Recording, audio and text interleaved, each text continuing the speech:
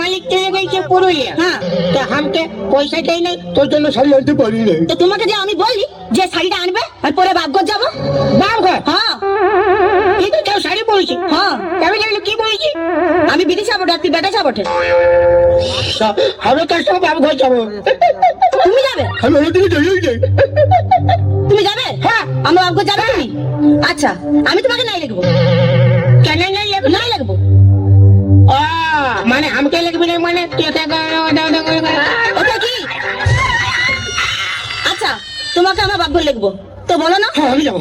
হ্যাঁ আমি যাবো। হ্যাঁ যাবে তো বলো না, আমার মা তোমার কে লাগবে?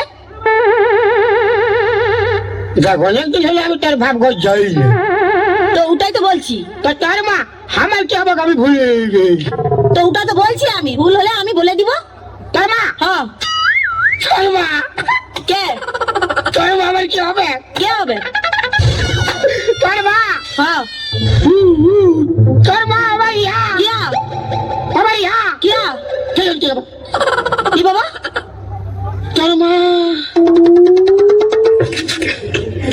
তোর মা আমার বড় শালি হবে। কি? আমার মা তোর শালি হবে? খালি বড় হয় না তো মারবো না তো কি করবো?